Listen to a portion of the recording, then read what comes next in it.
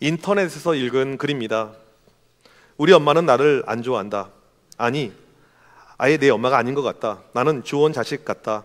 나는 뭘 해도 혼났다. 컵을 깨뜨리면 도대체 정신이 어디 있냐라고 소리쳤고, 성적이 조금이라도 떨어지면 넌 왜 너밖에 모르냐고 했다. 그러나 동생은 달랐다. 동생은 나보다 3살이 어린데 동생이 컵을 깨뜨리면 아이고 우리 아가 다쳤어? 동생이 성적이 안 좋아도 괜찮아. 우리 딸은 노력하고 있잖아. 그래서 나는 어릴 때 방 안에서 자주 울었다. 진짜 울음이 아니라 누가 좀 알아봐 줬으면 하는 연기 섞인 울음이었다. 엄마가 문을 열고 들어와서 왜 울어라고 물어주기를 바랐다. 하지만 엄마는 오지 않았다. 나는 친구들에게 털어놓았다. 나 진짜 주워온 것 같아. 계모가 그냥 키워주는 것 같아. 친구들은 웃었지만 나는 진심이었다. 그래서 몇 번이나 엄마 지갑 속 가족 사진을 훔쳐봤다. 출생 증명서도 보았다. 거기에 분명 내 엄마, 내 아빠, 내 이름 확실히 맞았다. 그러나 믿기지 않았다. 서류는 조작할 수 있기 때문에. 중학교 2학년 어느 날 방 안에서 엄마와 크게 싸웠다. 내가 시험 망쳤다고 엄마가 또 잔소리를 했고 나는 소리 질렀다. 엄마는 원래 나 싫어하잖아. 나 주워왔잖아. 맨날 동생만 감싸고 나는 왜 키우는지 모르겠어. 혹시 여러분 이야기라고 생각이 되시는 분 계십니까? 살면서 이런 마음들 혹시 성장기에 가지셨던 분이 계실지 모르겠습니다. 왜 이런 마음이 자녀들에게 들까요? 엄마의 사랑을 진심으로 느끼지 못하니까, 그러니까 엄마의 사랑을 진심으로 받지 못하니까 이런 마음이 들 수 있는 것이죠. 우리의 신앙생활도 마찬가지인데 이런 비슷한 마음이 우리에게 찾아올 때가 있습니다. 하나님 정말 날 사랑하세요? 날 사랑하시면 날 축복해 줘야죠. 나에게 크게 역사해 줘야죠. 정말 날 사랑하세요? 날 사랑하면 왜 나에게 힘든 일이 발생합니까? 고통이 찾아옵니까? 아니, 교회를 안 다니고 예수를 안 믿는 내 친구는 저렇게 잘 나가고 있는데 날 사랑한다면 왜 내 삶은 이 모양 이 꼴입니까? 이런 마음이 들 수 있다는 것입니다. 바로 이러한 모습이, 이런 내용이 오늘 본문의 배경입니다. 우리 2절을 같이 한번 읽어보도록 하겠습니다. 시작. 여호와께서 이르시되 내가 너희를 사랑하였노라 하나 너희는 이르기를 주께서 어떻게 우리를 사랑하셨나이까. 하나님은 우리에게 내가 너희를 사랑해라고 말씀했는데 반문하죠. 이스라엘 백성들이 하나님 어떻게 우리를 사랑하셨다라고 말씀을 하십니까? 이해가 안 됩니다. 오늘 본문에서 이스라엘 백성들이 2절에서 이렇게 말을 하고 있는 이유가 있습니다. 오늘부터 이제 주일날 우리가 말라기서를 말씀을 가지고 계속해서 설교를 듣게 될 것입니다. 이 말라기는 구약의 마지막이죠. 마지막 선지서입니다. 언제 기록이 되어져 있는지 정확한 연도를 알 수는 없지만 대략 BC 550에서 530년 사이로 학자들이 이야기를 합니다.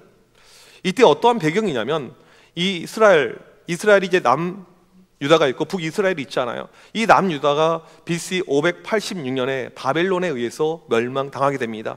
역사책에 보게 되면 신바벨로니아 왕국으로 나오게 되죠.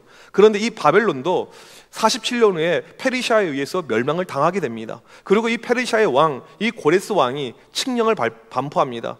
포로로 왔던 사람들 원하면 고향 땅으로 다 돌아가. 그렇게 해서 이스라엘 백성들이 70년 만에 무사 귀환을 하게 됩니다. 그리고 고향 땅 예루살렘에 와봤는데 황폐화가 되어져 있는 거예요. 특별히 자기들이 목숨과 같이 여겼던 성전이 다 무너져 내려져 있습니다. 그 솔로몬의 아름다웠던 성전은요, 아무런 흔적도 없이 사라진 거예요. 이 백성들이 그 모습을 보면서 안타까운 마음을 가지고 이 성전 건축에 힘을 쓰게 됩니다. 아직 자기 집들도 온전하게 만들어지지 않았는데 여기에 집중하는 거예요. 여러분, 우리가 교회에서 이 예배당을 건축하거나 교회 건물을 올릴 때 보게 되면 성도들의 많은 헌신과 이런 열심이 필요합니다. 이스라엘 백성들은 지금 포로 생활을 하다 온 사람들이에요. 돈이 없습니다. 부자도 없어요. 뭐 집도 없어요. 아무것도 없어요. 이들은요, 자기들의 목숨을 갈면서 성전을 세운 것입니다. 자기들이 몸으로 희생하면서 목숨의 위협을 느껴가면서 주변의 반대를 무릅쓰면서 이 성전을 짓고 또 짓고 한 거예요. 중간에 중단이 있었습니다. 22년 만에 드디어 BC 515년에 이 성전이 완성이 됩니다. 솔로몬 때보다는 훨씬 못한 성전이었지만 아무튼 이 성전이 완성된 것 자체가 기적이었습니다. 기적의 일을 해낸 거예요. 아무것도 없는 무에서 이들이 드디어 성전을 완성을 한 것입니다. 여러분, 이렇게 성전을 힘들게 완성했습니다. 그러면 어떠한 마음이 이들 가운데 들까요? 여러분, 우리가 하나님께 헌신하잖아요. 없는 가운데 정말 힘들게 어렵게 헌신하게 되면 어떠한 마음이 우리에게 찾아옵니까? 하나님이 나에게 잘해주시겠지라는 마음이죠. 다른 말로 축복일 것입니다. 하나님이 나를 축복하실 거야. 예전에 부흥사 목사님들이 그런 이야기를 많이 하셨어요. 여러분, 하나님께 헌신하게 되면, 집을 팔아서 하나님께 드리게 되면 30배, 60배, 100배의 축복을 주실 것입니다. 그런 이야기들 많이 여러분들 들어봤잖아요. 내가 하나님을 위해서 헌신하게 되면 하나님께서 반드시 내 삶에 축복하실 것이다, 이런 마음이 우리 한켠에 늘 있습니다. 내가 남들이 하기 힘든 새벽 기도를 항상 해요. 내가 그렇게 열심히 기도하게 되면 우리 자식들이 잘 되고 내 사업이 잘 되고 모든 것이 형통할 걸로 우리는 당연히 예상을 합니다. 그런데 우리의 삶에 이런 형통과 축복이 없을 때 우리는요, 하나님을 향한 서운한 마음이 생길 수밖에 없다라는 것입니다. 지금 이스라엘 백성들이 그래요. 죽으라고 하나님께 헌신했습니다. 그렇게 하나님을 위해서 헌신하면서 성전을 만들었어요. 그런데 삶에 축복이 없어요. 기다렸죠. 내년에 축복해 주시겠지, 내후년에 주겠지. 5년, 10년, 아버지 때, 어머니 때 계속 시간이 흘러갑니다. 이제 성전을 완공한 지가 벌써 100년이 다 되어져 가는데 아무런 축복이 없는 거예요. 계속 어려움만 있는 것입니다. 그런데 음성이 들려와요. 하나님은 널 사랑하신다. 에? 무슨 말씀이세요? 우리를 사랑하신다고요? 그러면 이것이 무엇입니까? 삶에 아무런 변화가 없는데요. 수입이 올라야 되죠. 경제가 좋아져야 되죠. 자녀들이 잘 돼야 되죠. 좋아지는 것이 하나도 없어요. 여전히 아이들은 탈선하고 있고 가계의 부채는 늘어가고 있고 어려움이 계속해서 진행되고 있습니다. 무슨 우리를 사랑하신다고요? 하나님 말도 안 됩니다. 우리가 이 말라기서를 계속 살필 터인데 보게 되면 하나님의 꾸지람이 나옵니다. 다음 주에도 등장하는데 이 꾸지람 중에 하나가 무엇이냐면 이들의 예배 형식화예요. 예배를 형식적으로 드립니다. 하나님이 이들에게 꾸지람을 주세요. 여러분, 왜 이스라엘 백성들이 형식화된 예배로 바뀐 줄 아십니까? 처음에는 안 그랬어요. 예배 잘 드렸습니다. 내가 그렇게 열심히 예배를 드리면, 열심히 예배 때 헌신하게 되면 삶이 달라져야 되죠. 우리의 신앙은요, 체험이 있을 때 무엇인가 반응을 하게 됩니다. 그렇게 열심히 예배 드리고 그렇게 헌신하는데도 불구하고 아무런 역사가 없으니까 예배가 형식화된 것입니다. 하나님을 향한 마음이 떠나버린 거예요. 하나님이 우리를 사랑하지 않는 것 같아. 지난 70년 그 포로 생활을 보더라도 사랑하지 않았으니까 우리가 포로가 됐지. 지금 성전 짓는다고 우리의 모든 것을 다 했는데도 불구하고 우리의 삶은 나아지지 않았어. 하나님 우리를 사랑하신다고? 말도 안 돼. 이것이 이스라엘 백성들의 반응이고 모습이었습니다. 여러분은 어떠십니까? 하나님이 여러분을 사랑하시는 것을 믿으십니까? 우리는 나에게 좋은 일이 발생할 때는요, 사랑한다고 믿어요. 하지만 내 삶에 어려움이 찾아오게 되면요, 회의가 생기게 되죠. 내가 그렇게 하나님을 위해서 헌신하고 봉사하고 수고했는데 고통이 오히려 오게 되면요, 하나님의 사랑을 믿기가 어렵다라는 사실입니다. 최근에 나온 신간 고난이 꽃이 되고 별이 되게 하소서라는 참 좋은 책이 있어요. 이 책을 보게 되면 기독교 유명 작가 C.S. 루이스의 이야기가 등장합니다. C.S. 루이스는 평생 독신으로 살다가 늦지막히 결혼을 하게 됩니다. 그런데 자기 부인이 악성 골수암으로 45세 죽어요. 평생을 기독교 작가로 살아왔어요. C.S. 루이스의 글을 읽게 되면요, 그 영성을 알게 됩니다. 저 같은 사람은요, 감히 근접하지 못할 만큼 강력한 영성이 그의 책에 남아있는데, 그런 믿음의 사람이 자기 부인이 죽은 다음에 45살 몇 년간 같이 살지도 못하고 죽은 이 부인의 죽음을 보면서 했던 말이 무엇인 줄 아십니까? 하나님 어디 계세요? 하나님 어디 계세요? 왜 하나님은 우리가 번성할 때는 사령관처럼 군림하다가 환난 때는 도움을 주는데 인색하십니까? 이거예요. 하나님 마치 문을 걸어 잠그고 외면하는 분처럼 보인다라는 것입니다. 하나님은 꽁꽁 숨어있는 분 같다라고 이야기를 했습니다. 지금 이스라엘 백성들이 느끼는 하나님이 이러했습니다. 더 이상 우리를 사랑하지 않으셔, 축복하지 않으셔. 우리가 고난 가운데 있는데 하나님이 숨어 계시지 무슨 역사하셔. 우리를 사랑한다고? 말도 안 돼. 이들이 하나님의 사랑을 인정하지 않고 믿지 못하자 하나님께서 한 가지 예를 들어서 이들을 향한 하나님의 사랑을 증명해 보여줍니다. 그 예가 2절 끝절에 이렇게 나와 있습니다. 같이 한번 읽어보도록 하겠습니다. 시작. 나 여호와가 말하노라. 에서는 야곱의 형이 아니냐. 그러나 내가 야곱을 사랑하였고 에서는 미워하였으며. 여러분, 에서와 야곱은 쌍둥이에요. 쌍둥이인데 하나님께서 에서는 미워했고 야곱은 사랑했다라고 이야기합니다. 이 쌍둥이 보게 되면 한 날 태어나잖아요. 우리 교회도 예원이, 하원이 이렇게 있어요. 같은 날 태어납니다. 그런데 한 명을 사랑하고 한 명을 사랑하지 않고, 이건 좀 이해가 안 되죠. 특별히 야곱은 태어날 때 형의 발꿈치를 붙잡고 거의 동타임으로 태어났습니다. 그런데 한 명은 사랑하고 한 명은 사랑하지 않고, 이게 무엇인가 이상하죠. 오늘 본문에서 하나님께서 에서는 미워하고 둘째 야곱은 사랑했다는 말은요, 우리가 생각하는 감정적인 사랑을 이야기하는 것이 아닙니다. 나는 이 사람은 좋고 이 사람은 싫어, 이것을 의미하는 그런 표현이 아닙니다. 오늘 본문에서 하나님께서 야곱을 사랑하고 에서를 미워했다, 이것은 무엇이냐면 네덜란드 신학자 베오프가 이렇게 이야기해요. 여기서 사랑이라는 단어의 의미는 선택이라는 뜻이라는 것이죠. 하나님의 선택을 의미하는 단어라는 것입니다.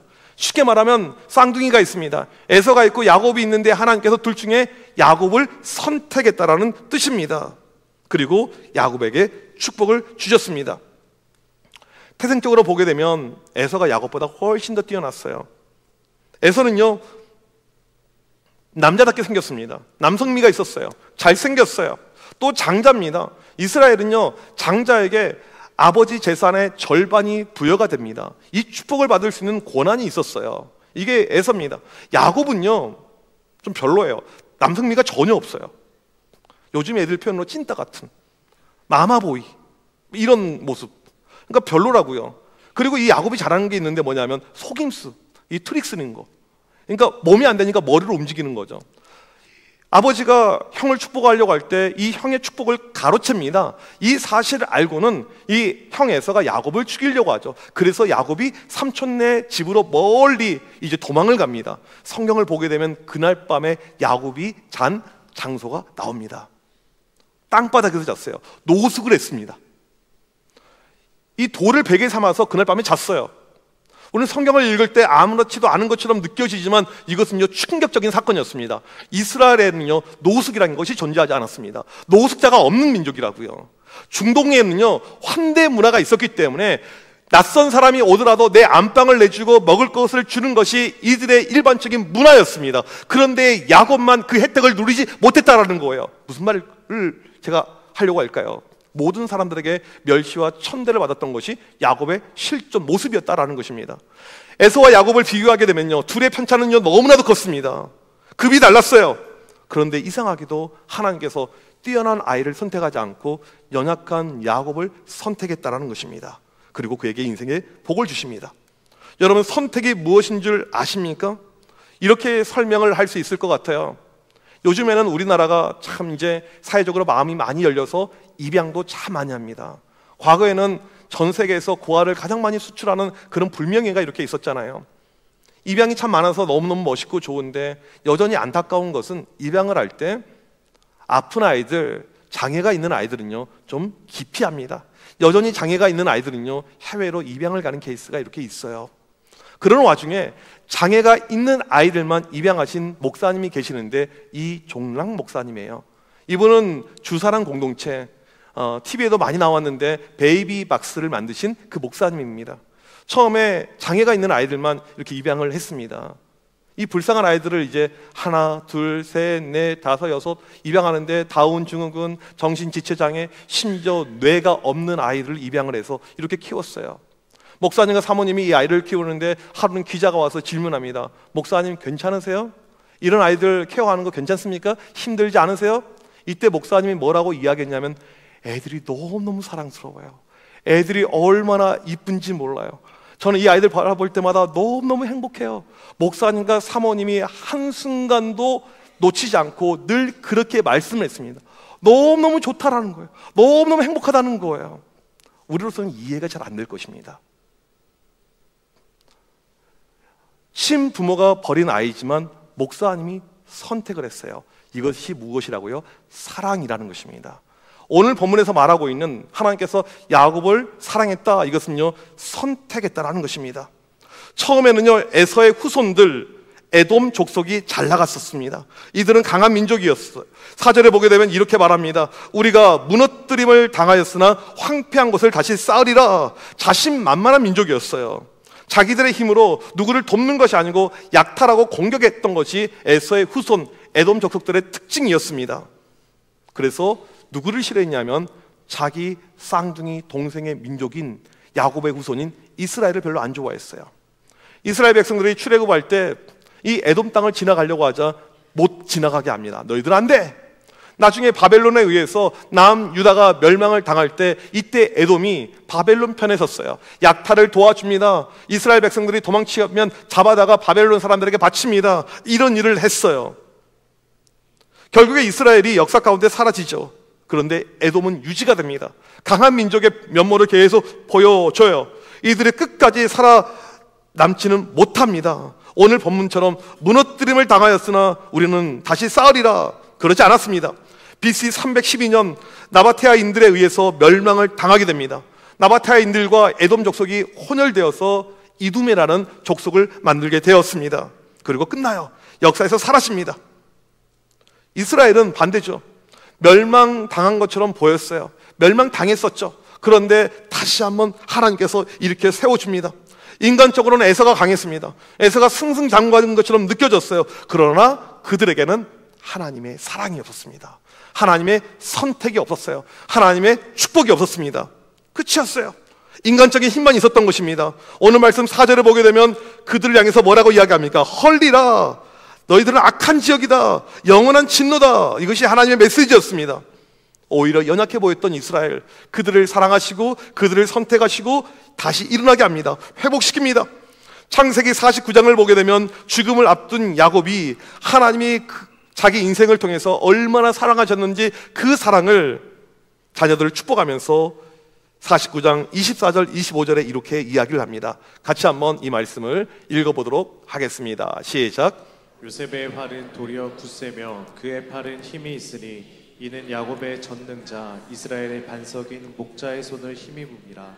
내 아버지의 하나님께로 말미암나니 그가 너를 도우실 것이요 전능자로 말미암나니 그가 내게 복을 주실 것이라. 위로 하늘의 복과 아래로 깊은 샘의 복과 젖먹이는 복과 태의 복이로다. 이 말씀은요, 야곱이 직접 하고 있는 1인칭의 문장입니다. 야곱의 전능자 이스라엘의 반성인 목자의 손을 힘입어서 나는 살았습니다. 평생을 하나님의 선택에, 하나님의 사랑에 축복으로 살았습니다. 그러면서 그 자녀에게 하나님이 그 축복으로 너희들을 도와주실 거야, 너희들에게 복을 줄 거야 라고 이 야곱은 자기가 체험한 그 사랑의 하나님을 이렇게 이야기를 하고 있는 것입니다. 아무것도 아닌 나를 선택해서 나를 평생 동안 지키시고 사랑하신 하나님이라는 사실이죠. 우리가 반드시 기억해야 될 것은요, 야곱의 하나님이 우리 하나님이라는 사실입니다. 에베소서 1장 4절을 보게 되면 곧 창세전에 그리스도 안에서 우리를 택하사 우리도 동일하게 선택해 주셨어요. 동일합니다. 우리를 향한 하나님의 사랑을 보게 되면요, 이런 공통점이 있어요. 자격도 안 되고 능력도 안 되는 우리를 선택해 주셨습니다.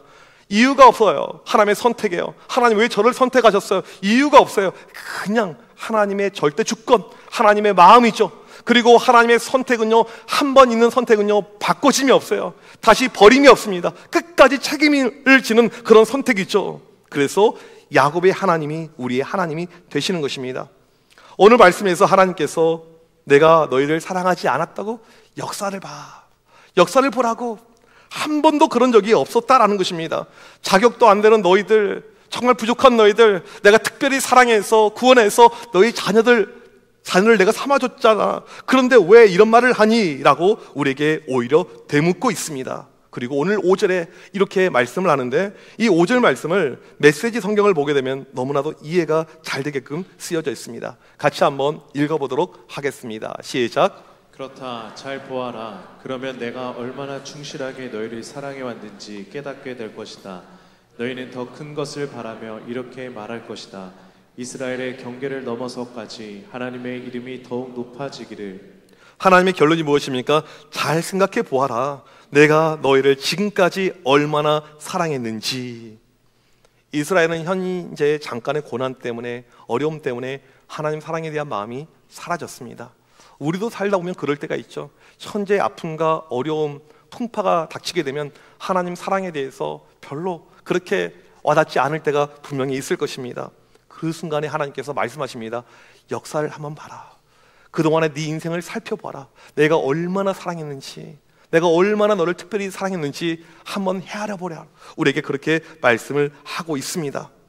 마치 사춘기 아이가 잠깐 이 사춘기 시절에 엄마 아빠 날 사랑하지 않는 것 같아요 라고 이야기할 때 이 부모의 마음이 얼마나 미어집니까? 이 어린아이, 어렸을 때부터 정말 혼신을 다해서 키워왔던 그 사랑의 아이가 그렇게 말을 할 때요, 우리도 비슷하죠. 서두에 이야기했던 그 스토리를 마저 더 이야기를 해보도록 하겠습니다. 중학교 2학년 어느 날 방 안에서 엄마와 크게 싸웠다. 내가 시험 망쳤다고 엄마가 또 잔소리했고 나는 소리 질렀다. 엄마는 원래 나 싫어하잖아. 나 주워왔잖아. 맨날 동생만 감싸고 나는 왜 키웠는지도 모르겠다고 이야기했잖아. 엄마는 처음으로 말을 잃었다. 입술이 떨리는 걸 봤다. 그리고 엄마가 울었다. 처음 본 광경이었다. 엄마는 조용히 내 방을 나갔고 그날 저녁 내 책상 위에 편지가 한 장 놓여져 있었다. 지훈아, 넌 내가 뱃속으로 낳은 내 아들이 맞아. 하지만 내가 늘 너한테 차갑게 보였던 이유는 지금에서야 말하지만 너를 잃을까 봐 두려웠기 때문이야. 네가 2살 때 큰 병을 앓았잖아. 의사들이 말했어. 아이 생명이 위험할 수 있다고. 그날 이후 나는 너를 키우면서 항상 마음 한쪽에 두려움이 있어서 네가 아프면 어쩌지? 네가 없어지면 어떻게 살지? 그게 커서인지 너를 더 엄하게 키운 것 같아. 강하게 만들려고 했던 것 같아. 동생은 아프지 않았기에 자연스럽게 더 부드럽게 대했던 것 같아. 그게 너에게 상처였을 줄 몰랐어. 엄마가 미안해. 너는 엄마의 뱃속에서 9개월 동안 함께 있었던, 그리고 평생 마음속에 살고 있는 내 아들이야. 내가 널 얼마나 사랑하는지 언젠가는 알게 될 거라고 믿을게. 나는 그 편지를 읽고 한참을 울었다. 아무 말 없이 엄마 방에 가서 그냥 꼭 안았다. 그때 엄마가 한 말, 우리 지훈이 이제 다 컸네. 그 한마디에 나는 처음으로 확신했다. 나는 주원 자식이 아니라 사랑하는 사람을 잃을까 두려운 엄마의 진짜 아들이었구나. 여러분, 지금 우리에게 가장 필요한 것이 무엇인 줄 아십니까? 하나님 사랑에 대한 확신입니다. 하나님은 여러분을 사랑하십니다. 존 벤턴 목사님이 이런 이야기를 했어요. 그리스도인들이 겪는 영적 문제들의 대부분은 하나님께서 그들을 사랑하신다라는 확신을 모르기 때문에 발생한다라는 것입니다. 하나님은 우리를 사랑하시는데 그 사실 하나만 있으면 되는데 여기에 따른 확신이 없다라는 거예요. 왜 우리가 흔들립니까? 왜 우리가 걱정이 앞섭니까? 왜 우리 가운데 두려움이 그렇게 많이 있습니까? 내 믿음이 온전히 가지 못하고 있습니까? 하나님 사랑에 대한 확신이 없어서라는 것입니다. 신앙의 선조들을 보게 되면 늘 하나님의 사랑의 힘으로 산 것을 알 수가 있습니다. 다윗은 사울에 의해서 10년 동안 쫓김을 당했어요. 어려움의 인생을 겪었습니다. 하지만 그 어려움을 극복하고 이길 수 있었던 비법이 시편 18편 1절에 이렇게 등장합니다. 같이 한번 읽겠습니다. 시작. 나의 힘이 되신 여호와여, 내가 주를 사랑하나이다. 바로 하나님의 사랑의 힘으로 이긴 거예요. 내가 주를 사랑하나이다, 이 고백으로 이겨낸 것이죠. 바울도 마찬가지예요. 바울이 예수를 믿으면서 복음을 증거하면서 얼마나 많은 고통과 어려움 가운데 위협 속에 살았습니까? 하지만 바울이 이겨낼 수 있었던 것은 바로 하나님의 사랑이죠. 로마서 8장 35절 같이 읽겠습니다. 시작. 누가 우리를 그리스도의 사랑에서 끊으리요? 환난이나 공고나 박해나 기근이나 적신이나 위험이나 칼이랴. 환난, 공고, 박해, 기근, 적신, 위험, 칼, 바울이 다 겪은 것입니다. 하지만 주님의 사랑만 있으면 이겨낼 수 있구나. 로마서 8장 39절을 같이 한번 읽겠습니다. 시작. 높음이나 깊음이나 다른 어떤 피조물이라도 우리를 우리 주 그리스도 예수 안에 있는 하나님의 사랑에서 끊을 수 없으리라. 여러분, 신구약 성경 전체를 읽어보십시오. 신앙의 선배들은요 늘 같은 이야기를 했어요. 어려움, 고통, 환난 모두에게 다 찾아옵니다. 믿음이 있다라고 어려움이 없는 것이 아니에요. 다 있습니다. 그런데 결국에는 다 이겨냈어요. 이겨냈던 이유가 무엇입니까? 하나님 사랑에 대한 확증 때문에. 여러분, 오늘 우리에게 필요한 것이 무엇입니까? 하나님 사랑을 다시 한번 찾는 것입니다. 하나님은 여전히 여러분을 사랑하십니다. 하나님은 그럼에도 불구하고 여러분을 사랑하십니다. 하나님은 언제나 여러분을 사랑하십니다. 오늘 이 사실을 믿고 다시 한번 믿음 가운데 든든히 서는 우리 모두가 되시길 주님의 이름으로 간절히 축복합니다. 우리 시간 자리에서 일어나셔서 함께 우리 이 찬양으로 우리의 믿음을 고백하길 원합니다. 우리 안에 가장 중요한 것이 무엇입니까? 주님 사랑의 마음이에요. 주님께서 우리를 사랑하기 때문에 우리도 주님 앞에 사랑한다고 고백하고 나가는 그 마음, 그 믿음이 필요하죠. 이 시간에 주님 사랑합니다, 그 고백이 우리의 진심 어린 고백 되게 하여 주옵소서. 같이 찬양하도록 하겠습니다.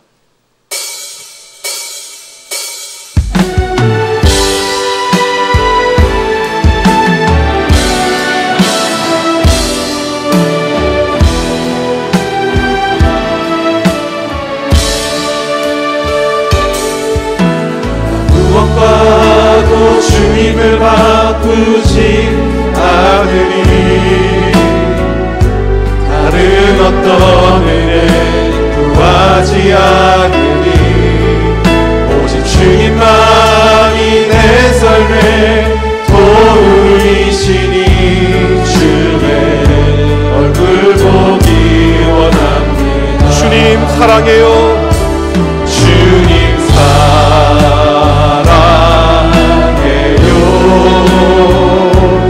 온 마음과 정성 다해 하나님의 지지라 친구 되기 원합니다. 무엇과도 주님을 바꾸지 않으니 다른 어떤 은혜 구하지 않으니 오직 주님만이 내 삶의 도움이시니 주의 얼굴 보기 원합니다. 주님 사랑해요. 주님 사랑해요. 온 마음과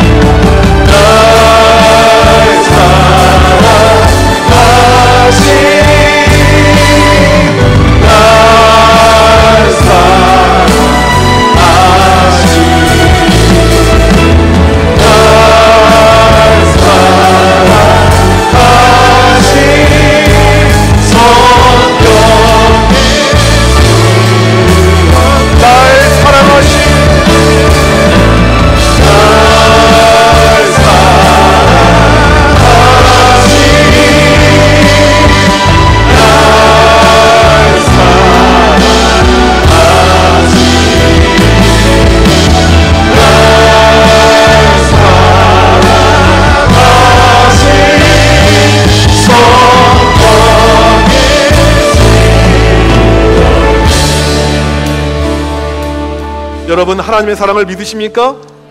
이 시간 기도할 때 우리를 향한 하나님의 사랑을 다시 한번 기억하게 하여 주옵소서. 나를 사랑하셔서 하나밖에 없는 자기 아들까지 주신 하나님의 사랑을 기억하며 살아가게 하여 주옵소서. 삶의 힘든 것들, 어려운 것들, 고통과 아픔들, 이런 순간에 하나님께 모든 것을 맡기며 살아가게 하여 주시옵소서. 오직 하나님의 사랑의 힘으로 살아가는 우리 모두가 될 수 있도록 역사하여 주시옵소서. 우리 시간 주여 한번 외치고 간절히 기도합니다. 주여! 하나님 아버지, 이 시간 간절히 기도합니다. 하나님의 사랑을 다시 한번 기억하게 하시고 우리를 향한 하나님의 놀라운 사랑을 다시 한번 기억하게 하여 주옵소서. 하나님의 사랑의 힘으로 살아가게 하여 주옵소서. 하나님 다른 것이 내 삶의 것이 우리를 살아가시는 그 하나님의 사랑밖에 없음을 고백합니다. 주여, 그 사랑의 놀라운 역사가 오늘 이 시간 우리 가운데 임하게 하여 주옵소서. 삶의 어려움이 있습니다. 삶의 아픔이 있습니다. 삶의 고통이 있습니다. 하나님께 맡기게 하여 주시옵소서. 하나님께 모든 짐을 맡기는 우리가 되게 하여 주시옵소서. 하나님을 바라보게 하여 주시옵소서. 하나님을 의지하게 하여 주시옵소서. 하나님께 소망을 뜨게 하여 주시옵소서. 하나님 사랑의 힘으로 살아가는 우리 모두가 될 수 있습니다. 하나님의 사랑의 놀라신 역사 우리 가운데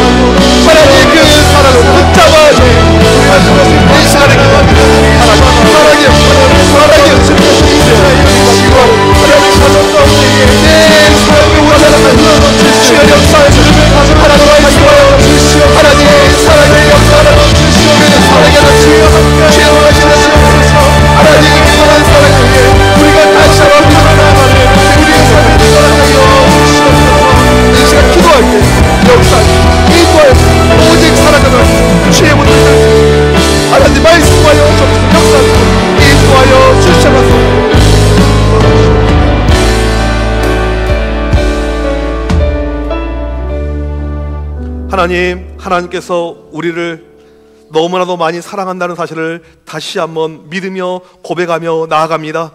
그간 우리가 흔들리고 무너졌던 이유가 하나님 사랑에 대한 확신이 부족했음을 고백합니다. 아직까지도 여전히 불안하며 초조하며 걱정과 근심 가운데 있는 인생이 있다면 그들 마음 가운데 하나님의 사랑을 허락하여 주시옵소서. 오직 하나님의 사랑에 대한 확신으로 믿음으로 나아가는 우리 모두가 되게 하여 주시옵소서. 지금은 우리 주 예수 그리스도의 크신 은혜와 하나님 아버지의 무한하신 사랑하심과 성령님의 위로 교통하심이 하나님의 사랑의 힘으로 오늘 또 살길 원하는 주의 모든 백성들 머리머리 위에 지금부터 영원토록 함께 있을지어다. 아멘.